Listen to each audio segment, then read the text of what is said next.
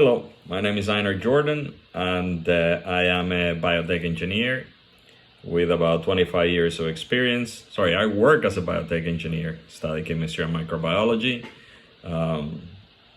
healthcare management,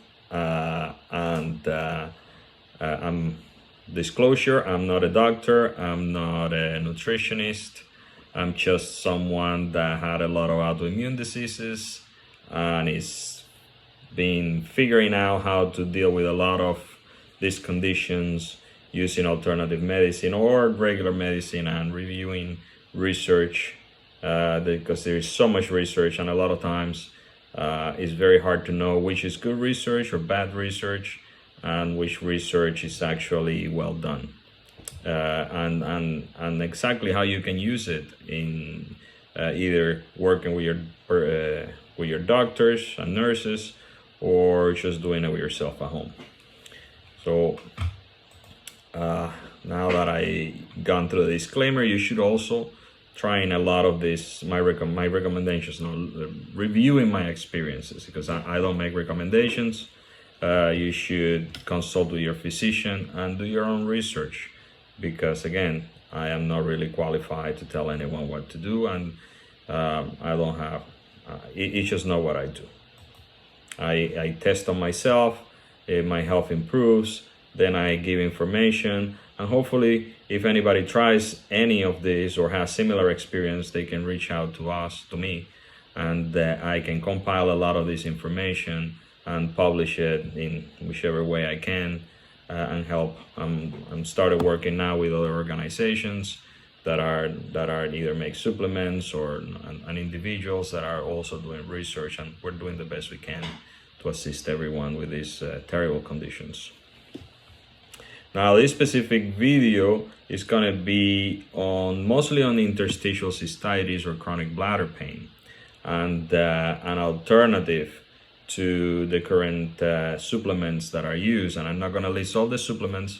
The only supplement that's ever really worked for me in a significant way was freeze-dry aloe vera, which was far superior or slightly superior to quercetin and bromelain. But freeze-dry aloe vera is a very expensive supplement. It's somewhere around $60 per bottle, and you have to take quite a large dose of it.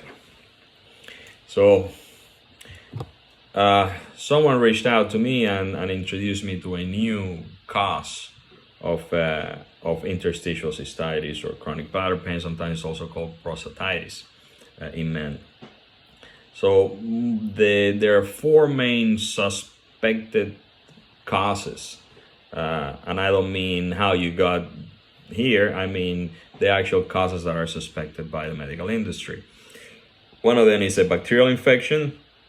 One of them is a uroplasma or mycoplasma infection. The third one is a parasitic infection caused by an organism called schistosomiasis. I can't pronounce that, but it's also known as flatworm, I think. And this worm is most commonly seen in Africa, Asia, in second, third world countries. You transmit it through the water, so you can go into a river, or have intercourse with, have sex with someone that has it, and then you develop it. It's very hard to diagnose, and so we'll go into diagnosis in a few seconds. And the fourth one is yeast, often chronic candidiasis, and there is a lot of evidence for all these four things, but it's very hard. They're all very hard to detect. So I try different diagnoses myself, like PCR, NGS, and they discover some organism in there, not in a significant quantity, in my bladder and my prostate. And I done subsequent antifungals, antibiotics at very high doses, which is I don't think it should, but anyways, it is what it is. And I have used synergy with a lot of other supplements. Nothing is actually improved very much during any of these treatments, which came highly recommended by people that I that I trust with very, very good theories, and they have helped up to 70 to 80% of people with chronic UTIs and chronic prostatitis and so on. So PCR-NGS, which is new generation sequencing, then there is also titers, so you can actually test to see if you have specific antigens in your body that are fighting the specific. So for yeast, a titer test, it might reveal that you have a specific type of yeast, but it's not. None of these tests are 100%. The concentrations might be very low. The next one is microscopy for the parasite schistosomiasis, flatworm. I can't say that very well. They either look at the eggs. Often the eggs break before the lab technician can actually inspect it. Often it's not seen, or the organisms are often not seen. So it's very difficult to actually detect. Costs several $100s. It's like $600 for testing, and most laboratories are not very accurate and effective for any of these testings. And outside of specific laboratories and testing, because the reason for this, and I don't want to go on a tangent on this, is because to speed up testing, there is some of the old methods have been changed, and they're not as good growing some of the organisms or and so on. But I'm not going to go into this. That's a different subject. So the current treatments for all this are antibiotic, antifungals, and antiparasitics. All three of them, they make you sick, and in a lot of cases they don't cure the root cause. And once you stop taking them, you get much worse. And then they damage the rest of the microbiome in your colon, so you end up having new and interesting problems that might be as bad, if not worse, than what you originally started with. You have to take them for long term, and it is unsustainable. A lot of people don't have health insurance. This in other countries, and I'll try to do this in Spanish. In other countries, you might not have access to a lot of these, and they very rarely work. So, as an alternative to freeze-dry aloe vera, I found that Artemisia annua, also known wormwood, and I'll put a link below of a company that I'm gonna try to start helping out, because they reached out to me, and after seeing some of my videos and hearing about me, they want me to help them with research, with a lot of different things. So Artemisia annua is, let's go through the history first. It's traditional Chinese medicine, and it's a grass, it's an herb that grows. They've been using it for 2,000 years to fix many disorders. It's very old. They used it recently in Africa to cure, and they've done clinical trials on this, and you can follow the link that I'm going to post. This company that sells this product, and they make it themselves. It's not like a lot of companies that they just buy from somebody else. No, they make it in-house. This is all they do. So they have partnered up with several research organizations, and if you're not big pharma, it's very hard to do research because it costs a lot of money. So they've done a lot of research, and independently other people done research using their product. This is Artemisia annua and Artemisia afra.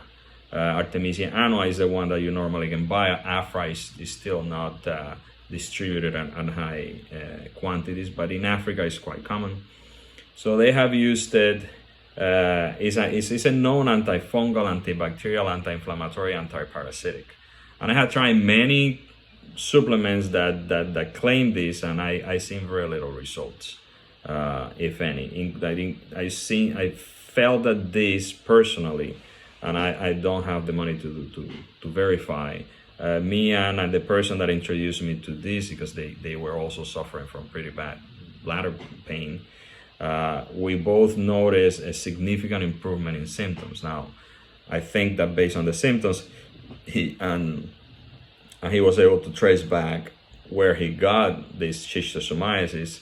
he improved a lot more than me because I don't think I have schistosomiasis. I think everything indicates, because the frequency alone will tell you. If your urinary frequency is every 2 hours, that's a very, very, very known symptom of schistosomiasis. My frequency was somewhere around 15 minutes. I'm now averaging, but with another supplement that I'm still researching, I'm now averaging 1-3 hours, and I can sleep a good 6 to 8 hours at night.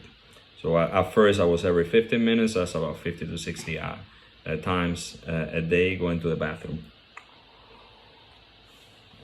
So this Artemisia annua is being tested in trials, and it's being verified to improve or eliminate diabetes, coronavirus, herpes, hepatitis B, tuberculosis, Lyme disease, arthritis, lupus, liver inflammation, Lyme disease, malaria, hemorrhoids, which was very well known in the past from Chinese herbal treatments. I mean, it doesn't eliminate them entirely, but improves them incredibly. I experienced this myself. And is recently being investigated as an anti-cancer.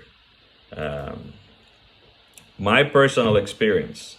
So after I did the fecal matter transplant, my IBS went on remission for the most part and improved significantly.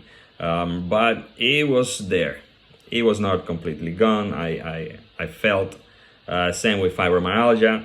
Also, my fibromyalgia was just still lurking. So even with a carnivore diet and a strict carnivore diet, and after I did an IBS, it was lurking. Anytime I would eat a couple of fruits or something that was not a strict carnivore, I will just start developing either some minor IBS and some fibromyalgia. We're not talking 10 times a day, but we're talking 2-3 times a day. And fibromyalgia, it was coming to like a 10%. I'll try to work out, do some weights. Next day, I wasn't feeling that great. And the day after. And not like a workout great, it's fibromyalgia, no fun. Your eyes feel a little tired, your shoulders are burning, even if you do squats, it just didn't make sense.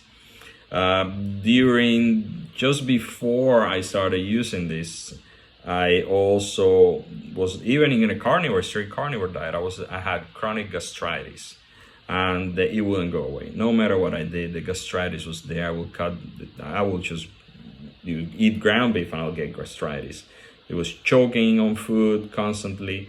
And after I did I used this supplement, gastritis just simply disappeared, gone, within a couple of these weeks.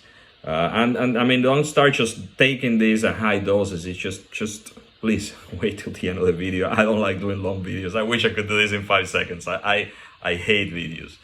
So I developed gout after drinking a couple of glasses of kombucha, and the gout would not go away. I tried every supplement recommended.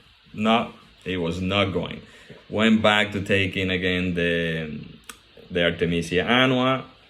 Within a week, didn't feel it. I still don't feel it anymore. And I had gout for almost like 2 months when I slowed down and cut down on the amount of Artemisia I was taking. Vertigo. Vertigo was also something that happened during the carnivore diet. Could not figure out how to get rid of it. Kept on doing the exercise, it improved, we'll move them along. Once I went into Artemisia annua, my vertigo just simply disappeared. And I still have some remaining tendonitis. It wasn't very severe, but I had to be a very strict carnivore. My feet start bothering me. So these are my personal experiences with this supplement. The type of pain that I had with interstitial cystitis when I took this supplement changed, which it indicates that if it is multiple organisms, as is suspected in some cases, not just one. So you might, for example, if you have a bacteria, you might have multiple bacteria and multiple mycoplasmas, and they're all hiding in there. So it is possible that some of these organisms are sensitive to it. Dose. And now you gotta be careful with this, not because it is a toxic substance or in high doses it might hurt you, but you're gonna deal with a Herx reaction, which is also known as a die-off. So any medication, a lot of people think, oh, I'm allergic to this antibiotic or this antifungal. You're not allergic. It's very unlikely that you're allergic to it based on the literature and my conversations with several doctors. If you start slow and you increase gradually, it's less likely that you will have any reaction to this. And so when I started, I myself, this is what I done. You should consult a doctor on this one if you want, or if you should, sorry. So I started with 1 capsule. Each capsule has like 450 micrograms. So I started with 1 capsule. I increased to 2 capsules, so breakfast and lunch, or breakfast, lunch, and dinner time, to 3 capsules. Then I started increasing until I hit a dose of 5 grams a day. And that is about 4 capsules 3 times a day. They're very small capsules, so it's not a big deal. So once I hit that dose, I did it for a month. Within the 2nd or 3rd week, I started noticing a difference. And in some cases, I didn't notice it until way later. And I realized, like, hey, wait a minute, where's my vertigo? It's been a month. Oh, I took this compound for a month. So ultimately, it is a trial and error, like all things. It is a very, very inexpensive alternative to freeze-dried aloe vera, and I hope it works for everyone. I'm not making money on this. I don't have any affiliation with the company that I'm going to list before, at least at this time. Hopefully in the future I can help them out, and hopefully in the future I can help a lot of people. I don't promote products for the most part that I haven't tested and found them to be effective on myself. There is several other videos that I have to make to update on the treatment using antibiotics, antifungals, and I'm trying a new supplement, but this one could be a little toxic. But it seems to have given me great benefits, and it was also recommended by a colleague that is dealing with the same condition.